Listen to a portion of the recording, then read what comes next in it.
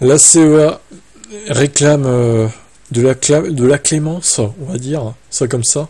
L'association qui regroupe plusieurs grands constructeurs de Renault et Volkswagen a publié un communiqué pour réclamer à l'Europe des changements sur les règles de CO2. Alors, un communiqué tout récent qui a été publié ce jeudi 19 septembre.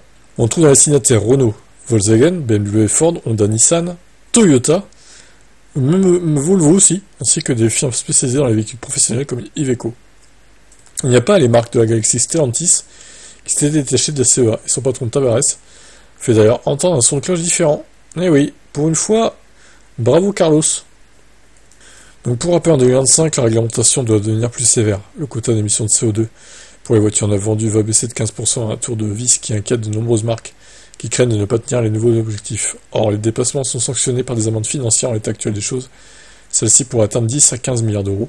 Pour être dans les clous, les marques doivent booster leur vente de véhicules électriques. Eh ben faites-le, hein, au lieu de faire chier là. Il faudrait que ces dernières représentent 20 à 25% du marché en 2025.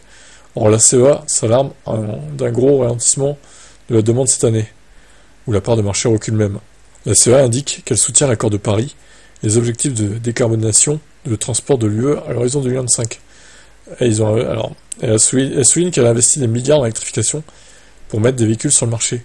Nous jouons nos rôles dans cette transition, mais malheureusement les autres éléments nécessaires à ce changement ne sont pas en place. Nous ne réunissons pas les conditions essentielles pour stimuler la production et l'adoption des véhicules à zéro émission, des infrastructures de recharge et d'approvisionnement d'hydrogène. Ah bah ça oui, c'est zéro, hein. Ainsi qu'un environnement de production compétitif, une énergie verte abordable, des incitations fiscales et à l'achat, et un approvisionnement sûr en matières premières, en hydrogène et en batterie. Des clauses de revoyure ont bien été prévues par l'Europe pour le calendrier vers le tout électrique avec des échéances en 2026 et 2027. La CEA veut que ça soit avancé à 2025. L'industrie ne peut pas se permettre d'attendre.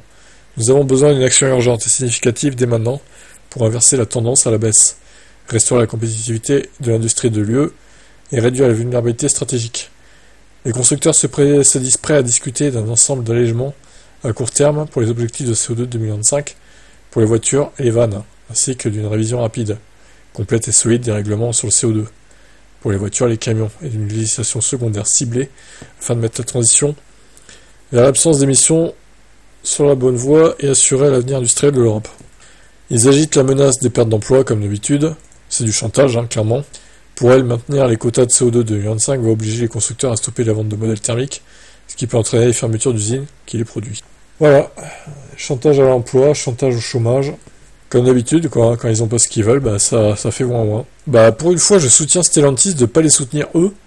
Vraiment, Carlos Tavares, bien joué. Bon après, s'il voit qu'en 2025 c'est de la merde ses ventes, il va peut-être se rallier à eux aussi, en 2026 du coup, mais on verra. Mais bon.